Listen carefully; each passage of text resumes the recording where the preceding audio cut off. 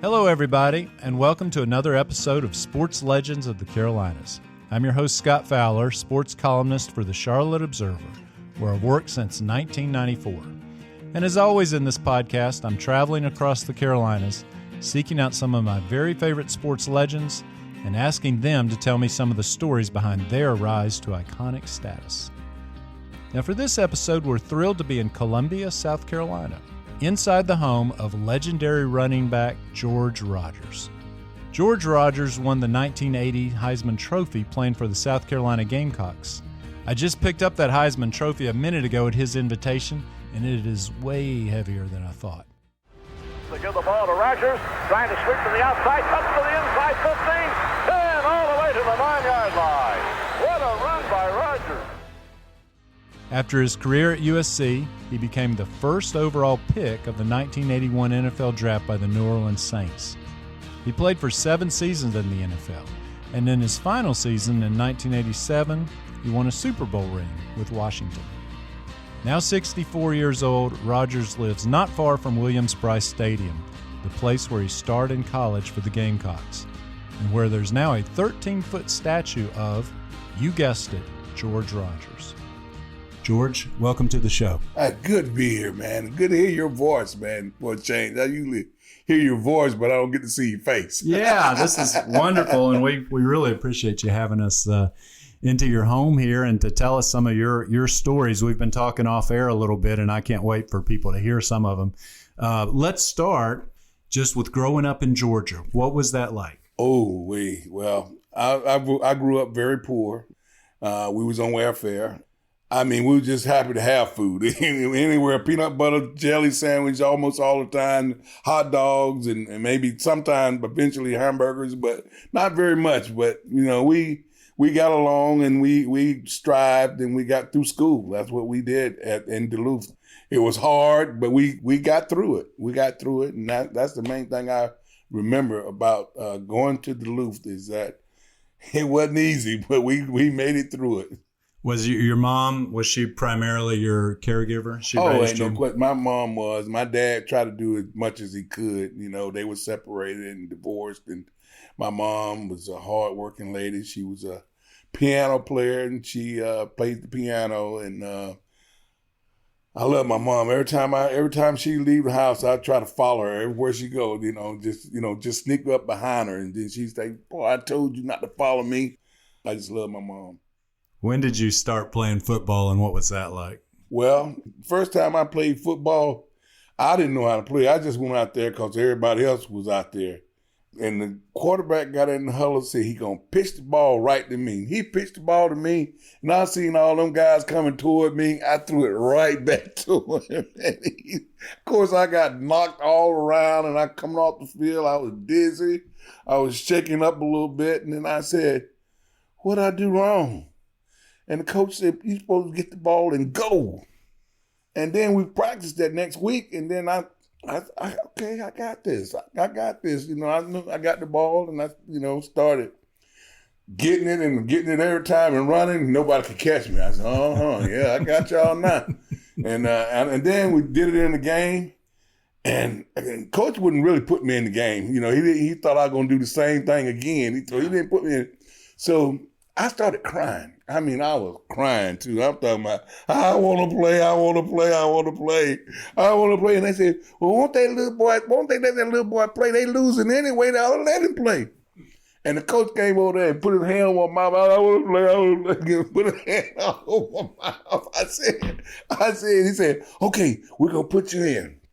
They gave me that ball, boy. I took off running. I went around that end. I was gone. I ran till there was no more grass left. And I turned around and started coming back the other way. And all my teammates, they would come to congratulate me. I started dodging them too. They said, "Boy, you just scored a touchdown. Down the end zone is right there." They pointed to that little box that, that's in the ground. And I said, "Oh, that's what you're supposed to do."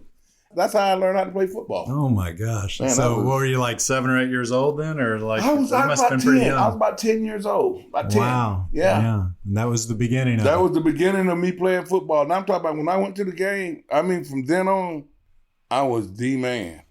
I was playing defense and offense, and I used to boy, they didn't have the guard didn't have a chance to get me. Didn't even have a chance. I went around him so fast. I was making the tackle, and then they start running double reverses on me. Oh, you know that? Yeah. And the quarterback, one time I had the quarterback, he said, I ain't got the ball, I ain't got it. They were going around the end right there.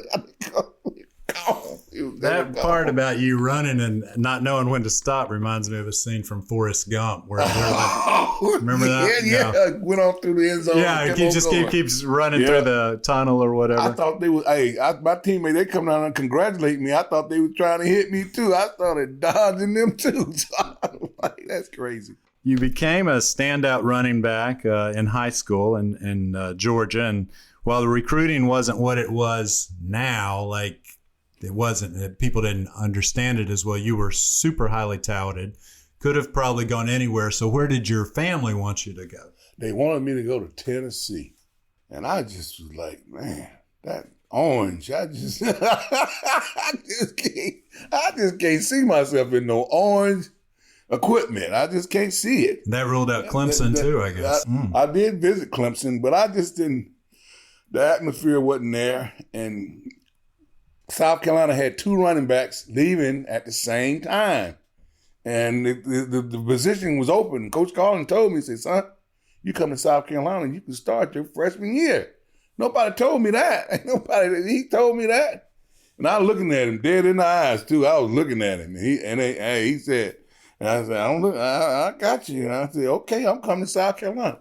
Because my mama then said, oh, no, that's not going to happen. They weren't real hot on the idea. They was actually. Why did they want you to go to Tennessee? Well, Tennessee was where my aunt, who I was living with at the time, was a maid. And she worked for some people that was Tennessee fans. He wanted to come stay with me, and I told him I'd be glad to have him. But he wasn't going to school one day and play hooky the other 4. So he believed me because I whipped him when he was little, and he knew I'd do it again. They wanted me to go to Tennessee so bad, and I told them, I said, if y'all think I'm going to Tennessee, that ain't gonna happen. At the end of the day, after they when it was all over. Yeah. But no Georgia though. I mean, Georgia being a powerhouse, no. Too close to Duluth. I mean, if it's 45 minutes, it's too far. And I wasn't going to stay at home because I know if I stayed at home, that's where I was going to be going, home all the time. Following your mom. Yeah, following my mom, staying right up in her, staying right there where she at. Right. Protecting her and whatever I had to do. But I didn't want to stay in Georgia. Not at all. We'll be back right after this.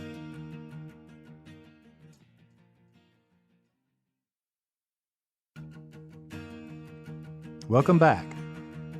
You had a remarkable career here in Columbia. When did you realize that you weren't only a decent college football player, but that you could be a star? I never did. I never did think I was a star or anything. I think the people around me made me look good. So I'm not the guy to say I did this and I did that, or I just never have. My mom, kept me grounded. Said, hey, you got other people out there helping you, so don't forget about them. And I never did forget about them because ain't no need to be arrogant about it because you're gonna have to do it again. So take your time and be sure, make sure that you're doing all the right things. He was alternate starter, and when he got a chance to be the best player at the position, he didn't want to move ahead of the player in front of him because he didn't want to hurt the player in front of his feelings. I mean, I had a hard time saying, George, you've graded better, you're playing better, you've got to move up. That's the way the system works. And he said, Coach, I'd just rather not because I don't want to hurt his feelings. That's George Rogers. One of the really great examples of that, of humility and you praising your teammates, which I know you've always done, is your statue at Williams-Brice Stadium here has remembrance of all your teammates there. Tell us a little about that. Oh man, I can't forget all of them. I mean, those guys, man, I always remember them, and they will always remember some of the things I've done. Dr. Pastides, George, if I could get you to flank this statue. I'm going to need some help from all of our great Gamecocks out there with a countdown. You guys ready? We will start at 5, 4, 3, 2, 1.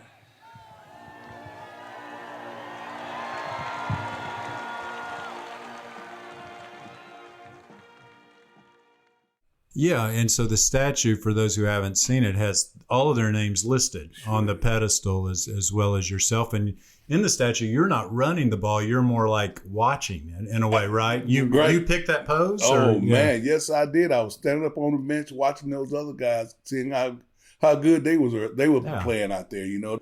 I wanted to see who was coming up next, and I wanted to see that team. I grew up in Spartanburg, South Carolina. I know I mentioned to you off air. Went to Dorman High School, just a couple of years behind you. And so I had some friends who were South Carolina fans. So I went down and saw you play. I saw you play while I was in high school a couple of times. Both games you had more than 200 yards. And I just remember number 38. I mean, that was the offense. Pitch right, George Rogers. Pitch left, George Rogers. It seemed always to me that you were just taking an incredible beating out there, but did it feel that way? I mean, running backs get hit so much. Not all the time. Yeah. But, you know, at Right. the end of the game, there were a few blows that, you know, you felt, but I wasn't in that fight by myself. Right. They was in there with me, man. And I just appreciate all the things that my teammates did, man. They made me look good. And that's what it's all about, man, is winning. And I wanted to win so bad. Did not want to lose, especially if you was at home. I didn't want to lose at home. No. You won a lot of games, and that was when South Carolina really wasn't winning a lot of games. So that started it. I think you won 8 games a couple of times. Yes, right. You're right. Do you have a favorite team win that you I know y'all won at Michigan, I think. Oh yeah, you beat Clemson at least a time. But what was any memories of that? I think the Michigan game, you mentioned it, at Michigan. They give the ball to Rogers, trying to sweep to the outside, up to the inside 15, 10, all the way to the 9-yard line. What a run by Rogers. 103,000. Are you kidding me? Yeah, that's remarkable. Like, man, yeah. I was like, man, really? Did we really? You couldn't have told me we was going to come there to win. I mean, I was thinking, you know, hey, we're just gonna go up here and play our best. We didn't think we was gonna win. I didn't think we was gonna win, but we played good, and we actually won the game. At the big house, as they the big house. Yeah. That's right, man. We said, we got the big house now. I know in your senior season, you've mentioned before, but you were somewhat haunted by you fumbled again in a critical game against Georgia, right? Oh man, I was sick. I was sick when that happened. I mean, I actually was really, really sick. I couldn't believe that I fumbled. Again. Again, at Georgia. Yeah, they had Herschel Walker. Herschel Walker. Man, you talking about somebody, once he got out there, you can forget it. We hand it off to Herschel. There's a hole. 5, 10, 12. He's running over people. Oh, you Herschel Walker. My God almighty, he ran right through 2 men. Herschel ran right over 2 men. They had him dead away inside the 9. Herschel Walker went 16 yards. He drove right over Orange Church, just driving and running with those big 5s. My God, a freshman. We became good friends after that game. Did you? Yeah. I got a chance to be around him and know him a little bit, and just a great guy. You beat him for the Heisman Trophy in 1980. He was third. He was a freshman. He got his chance later. Yeah, that's what I was saying. That's what I was saying too. Plus, he missed 2 or 3 games at the beginning. So Herschel Walker he's the best runner. Bo Jackson was a good running back too. So him and Bo are right there together. And then I might be kissing cousins, something like that. But hold on to the football. They give it to Bo Jackson. Bo Jackson. Marker on the play as Jackson was hit by Sanchez at the Georgia 41-yard line. Wow, there were some incredible. They had speed. Speed and power, but that was your game too. Not like they had. Yeah. They had You wouldn't beat either one in a race. No, Yeah. they had that world-class speed. Now, 40 yards, you got to fight on that one. They might have a fight at 40 yards, but you talking about somebody can blow it on up the field now. That's Herschel and him. We'll be back right after this.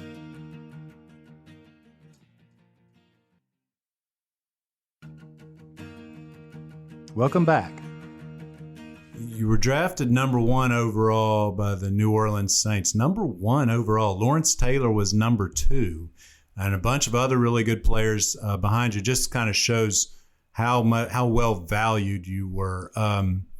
Tell us a little bit about your pro career and what you remember from. Let's start with the Saints days. Tell me about the Saints. Wow. Well, first I got there, I didn't make the mile and a half. You know, you had to run a mile and a half. I didn't make the mile and a half. And Baum said, well, if we have to give it to him a mile and a half, we just won't give it to him. Baum Phillips was the coach.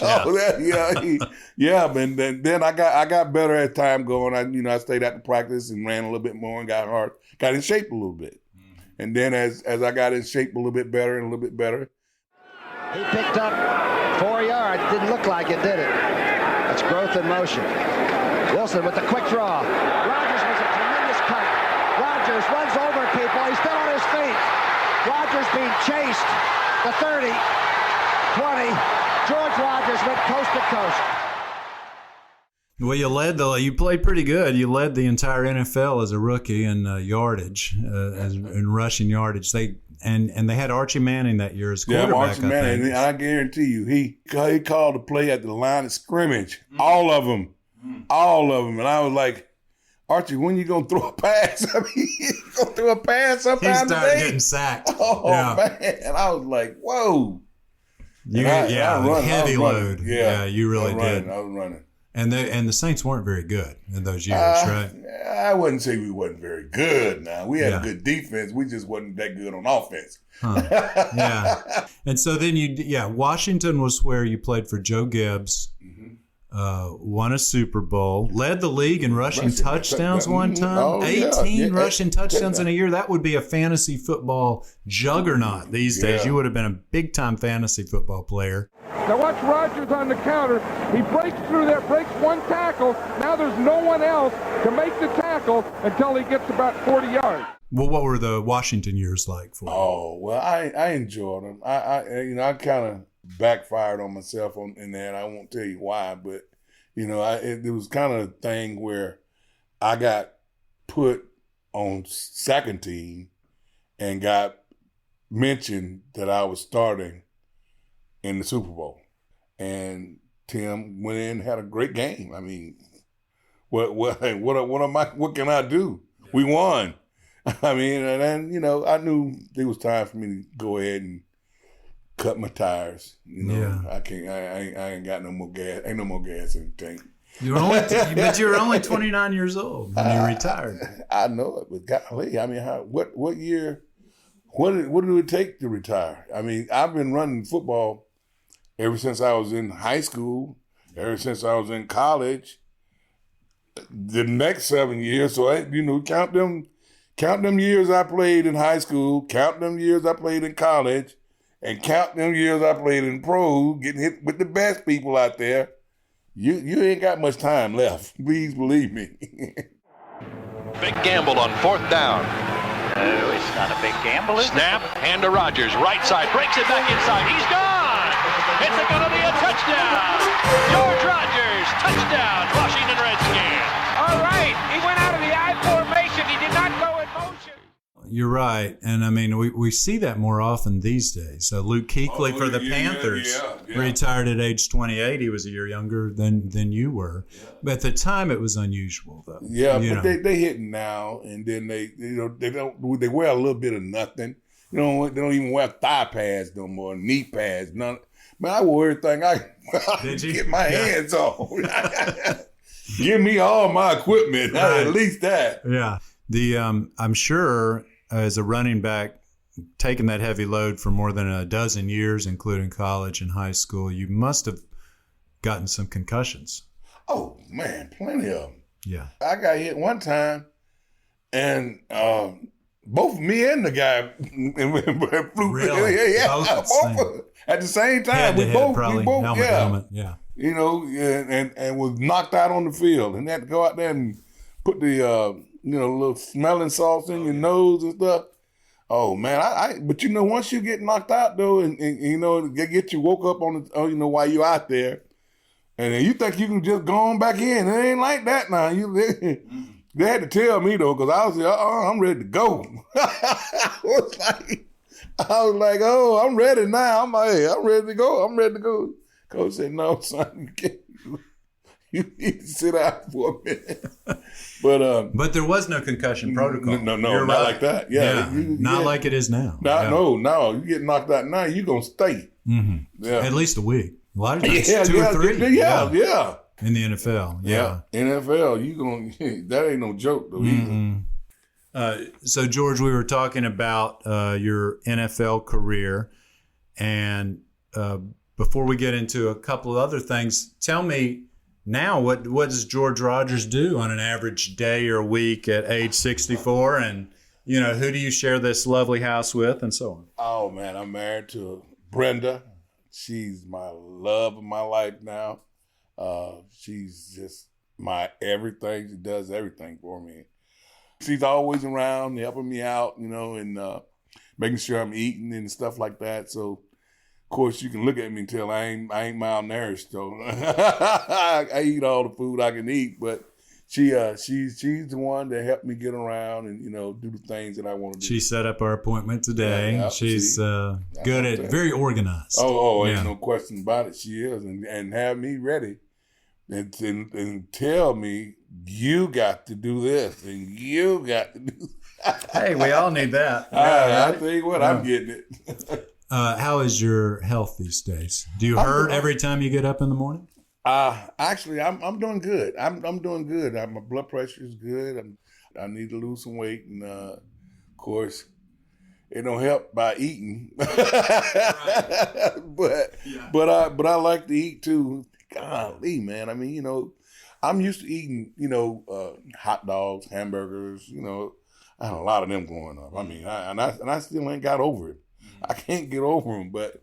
Brenda tried to make sure I eat vegetables and, stuff, squash, stuff that you don't like. I mean, I'm looking at her like, right. Really? Yeah. But she's trying to keep me healthy. How about like walking around and, I know some guys. No, I'm not a bit. I do go to the gym though. I do go to the gym and I got a what you call him, a coach. He like a personal trainer? Okay. Yeah. Good. He been doing two or three times a week. That's what I do. Lift weights and got a guy, another guy that worked out with me, that, so it won't be boring. You're doing it all by yourself and somebody else. We'll be back right after this.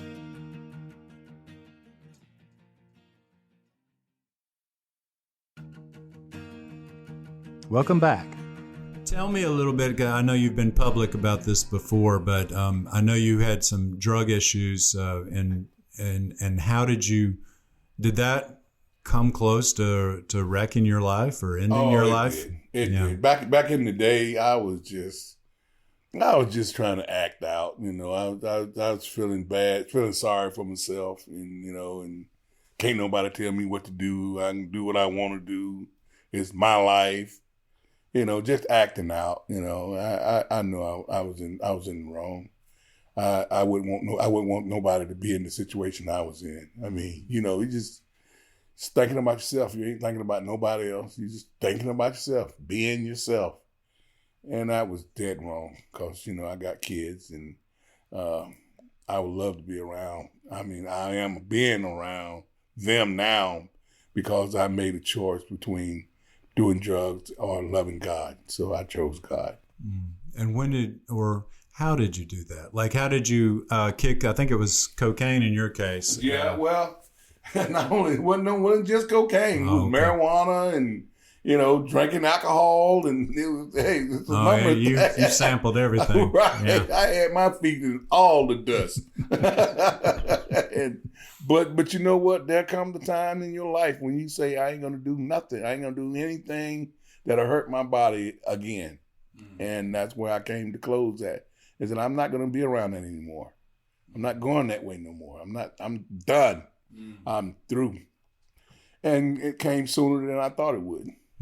Were you able to kick it yourself, or did you go to rehab? No, didn't go to no rehab. Can't no rehab tell you what to do, because it's gonna be up to you at the end of the day. You're gonna have to do it. Right. And that's what the rehab person told me. Said, George, it's a decision that you got to make, and I made it.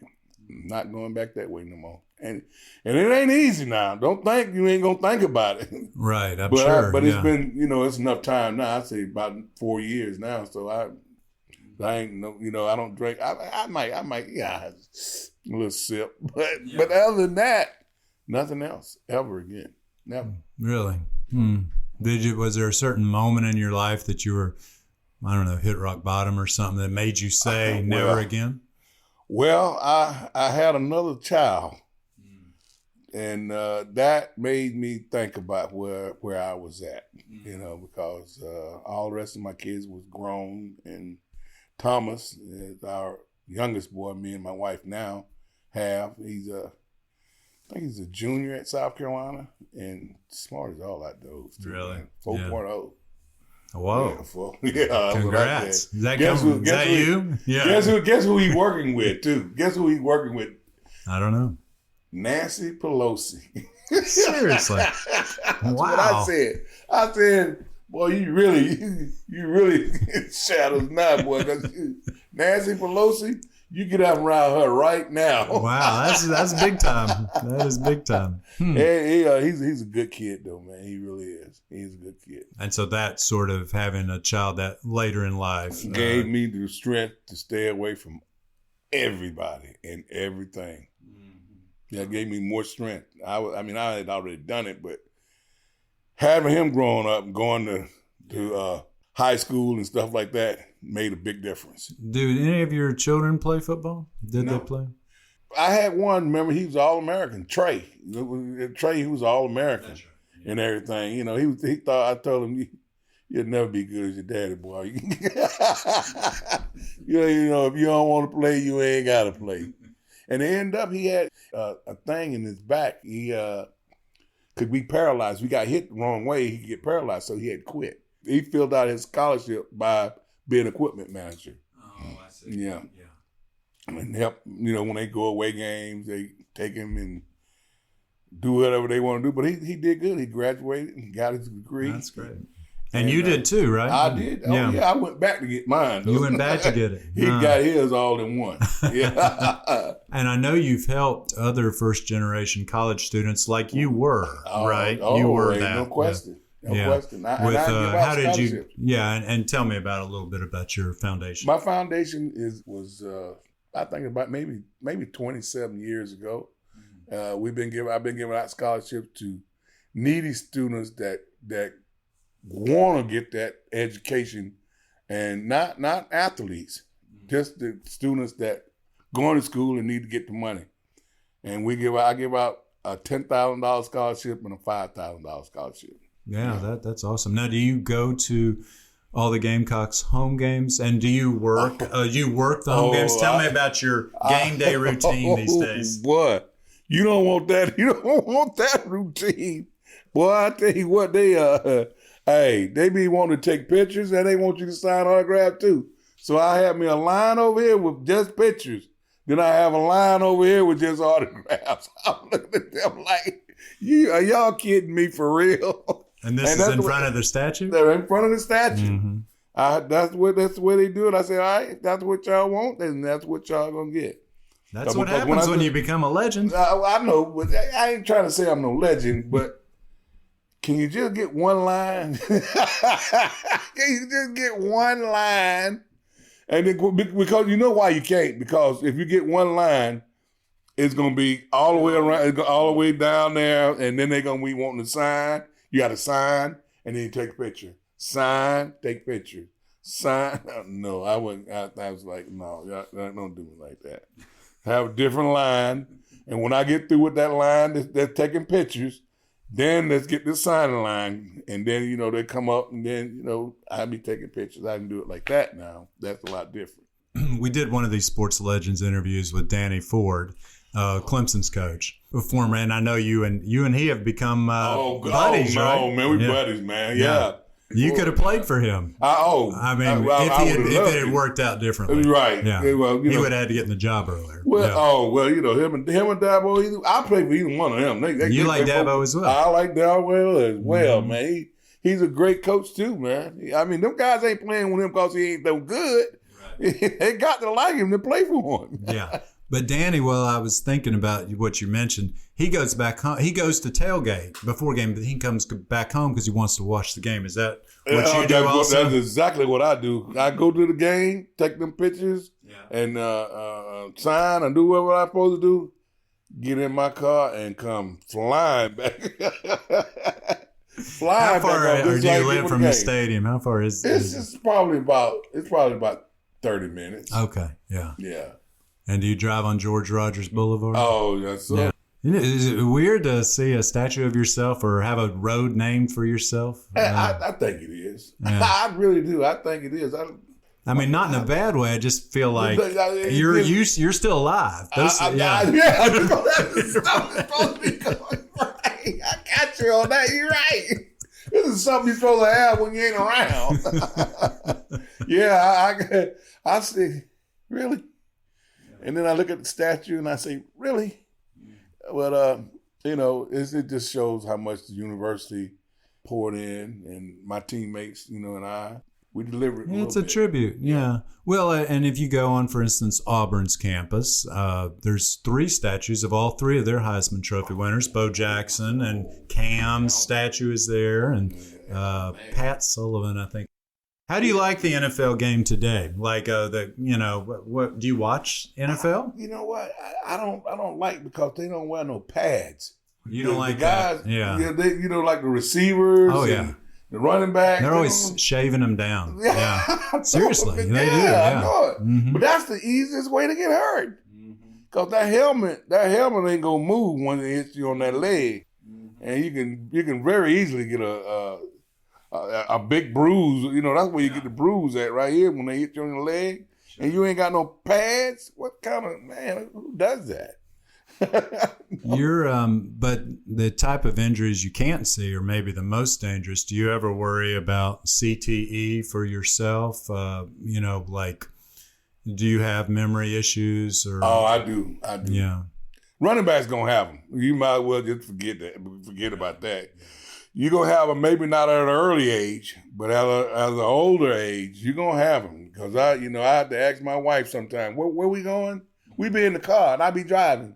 Now, when we say we were going, I'd be like, what is it going? She'd be like, what is going on with you? He's like, I forgot where I was going. I talked to one former Panther who would go to Lowe's or something, forget where his car was, or Home Depot.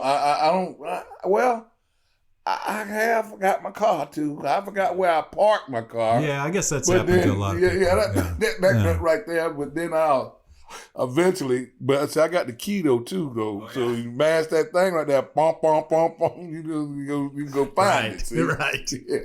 Yeah, that's a lifesaver. Well, last thing, George. I know you speak to young people sometimes, and of course you've had children of your own. I just wonder if you'd like to offer any advice on what you tell young people these days, inspirationally, or what sort of message you'd like to leave them. Be careful who you talk to, and be careful with what you do, because you are accountable for yourself. Nobody else is. So you do what you're supposed to do, and listen to your coaches, and listen to your teachers, because they're the ones going to get you through this school, and you got to listen. Listen first, talk later. George, I can't thank you enough for being on our show today. Well, I tell you what, man, you the hit. You the one that you make the question, I give the answer. It's been a great pleasure. I'm Scott Fowler, that's George Rogers, and this is Sports Legends of the Carolinas.